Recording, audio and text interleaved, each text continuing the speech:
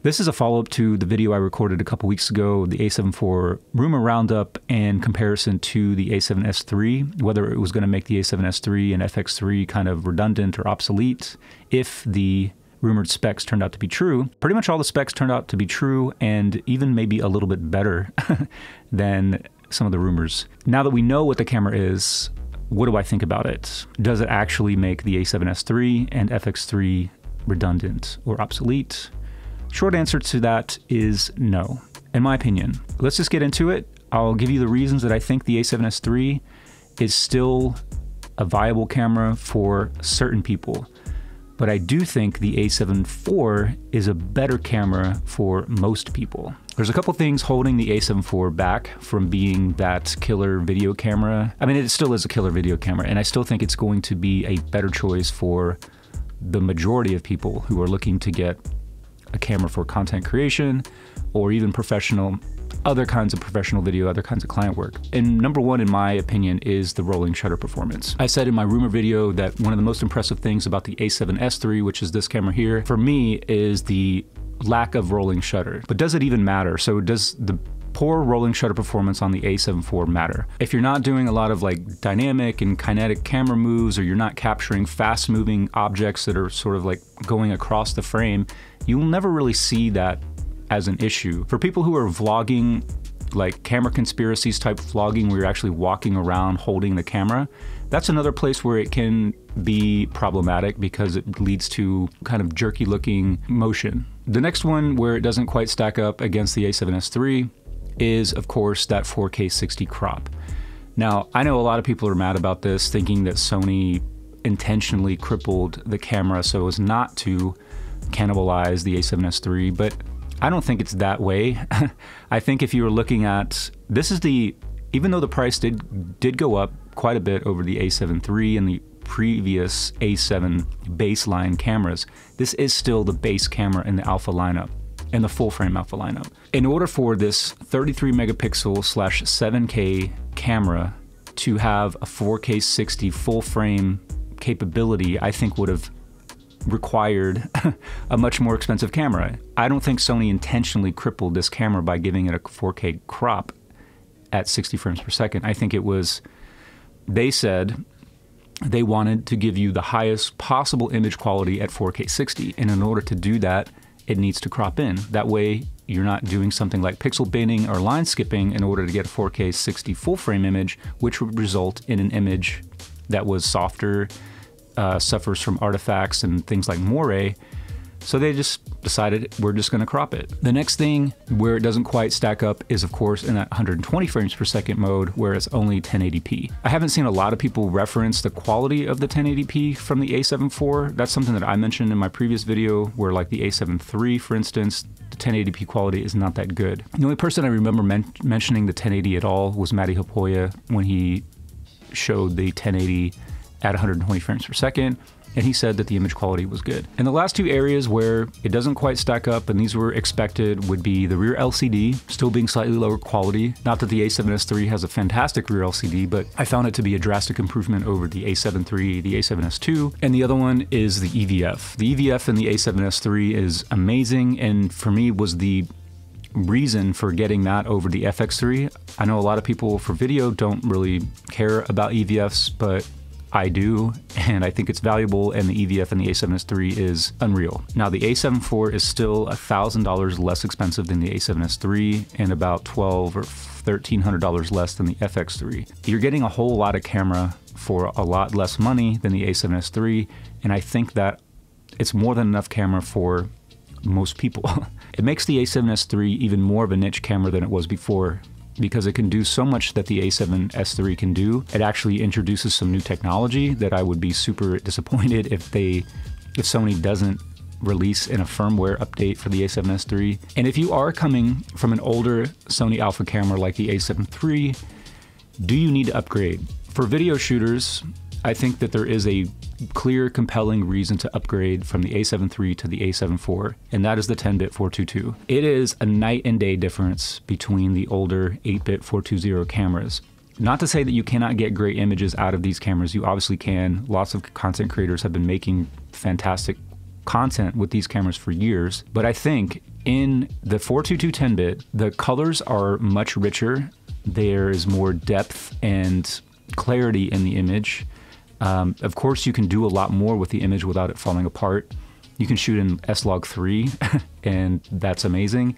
This camera, I am shooting in S-Log3 right now, but typically the S-Log 2 and 3 and the older 8-bit cameras really will fall apart unless there's just an ideal exposure scenario. We'll see how it holds up in this scenario here. But that's, to me, that's a huge reason to upgrade. That's the biggest reason to upgrade if you are on the older cameras, is just that 10-bit 422. It is a huge improvement. Let me just wrap up by talking about some of the new technology that is introduced in the a7IV that I really, really hope will come to the a7S3, the FX3, and even the Alpha 1 for people who have that camera. The first one is that focus mapping feature, which looks a little funky, but once you kind of get to grips with it, I think it would be probably the best focus assist tool that you can have. The next one is that focus breathing compensation, which is a pretty cool feature. I'm not sure, so I think it would work on the a7S3 because you do have that clear image zoom function, but I think there's the potential of losing more image quality on the a7S3 just because it is starting from that much lower megapixel count than the a7IV, but I still think it would work, and I still think it would be nice to have in those circumstances when you have really bad focus breathing lenses. The next one is the biggest one for me as a video shooter first, and that's the variable shutter. I can't remember exactly what it's called, and I only saw it in iPhonedo's video. It's really important. So what it does is allow you to minutely change the shutter speed. So usually the shutter speed is in fractions that are kind of larger increments. This allows you to change it in much finer increments, and where that comes in handy is if you're shooting on location using house lights, if you either can't turn them off or you need them. Sometimes lights on locations in various places around the world have frequencies that don't match up with your shutter speed, and they introduce kind of this rolling band that will just kind of keep going down the screen. And if you can't match your shutter speed to that light's frequency, you can't get rid of that banding. What the variable shutter allows you to do is it just gives you more opportunities to find and match that frequency and get rid of the banding. This is something that the GH cameras from Panasonic have had, the GH5, GH5S, and it's a lifesaver for video shooters, and it needs to be in the a7S III. And the last one that I can remember is the animal eye autofocus in video, which is not in the a7S III, and also the bird autofocus. Two other things I forgot to mention that the a7IV improves upon or adds to the Alpha lineup. One is that the exposure compensation dial is no longer just the exposure compensation dial, it's now just a dial that you can program to whatever you want. And that would be awesome to see on the a7S III as well. When you're shooting in manual mode, it's pretty much useless, the exposure compensation dial, but if you could reprogram it to maybe change your ISO, or maybe even change like the gain in the preamp in the camera, or headphone volume, or really any number of things, that would be pretty cool. The next thing is they allow you to close the shutter over the sensor when you turn the camera off and change lenses. And that's something they introduced on the Alpha 1. And the reason this is a big deal is because Sony's cameras in the past have been really prone to getting dust on the sensors. I will say that I haven't noticed the issue on the a7S III. Sony does advertise this on their product pages now, that there is like an anti-dust coating or some sort of like static charge or something that prevents dust from getting on the sensor. Now, I know I have seen a lot of people have sensor dust on a7S III shots. I haven't seen it yet. I've shot one real estate job with the a7S III for video, f8, no issue with it. So maybe that anti-dust technology, whatever it is making a difference, but it still would be nice to have that extra layer to help out with this problem, because it is a problem. I think this is a really good camera, and people who are complaining about certain aspects of it falling short for them, I think are expecting too much. Considering the stack, the tiers of alpha cameras, this is the bottom tier alpha camera. And when you compare it, especially to where alpha cameras started, the A7 and A7 II were basically garbage cameras that are like not useful at all at this day and age. The A7 III was like the game changer camera, really set the tone, I think, for Sony to really push ahead in the mirrorless camera world, especially in the full frame camera world. Everyone else has been playing catch up since then. They've definitely passed the a7 III, but I think that the a7 IV kind of takes that next step. It maybe isn't as drastic a step as the a7 III, but it is still a huge improvement. And again, if you're shooting on these older cameras, the 422 10-bit is a game changer. In my opinion, it's reason enough to upgrade if you're looking to upgrade, if you have the money to upgrade, but you're like maybe disappointed by the 4K 60 crop. Don't be.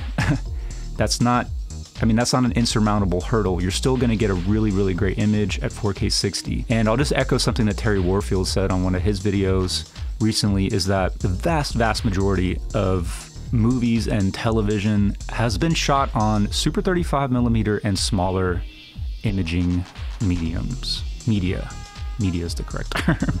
So this whole push to full frame for video especially is a relatively new phenomenon.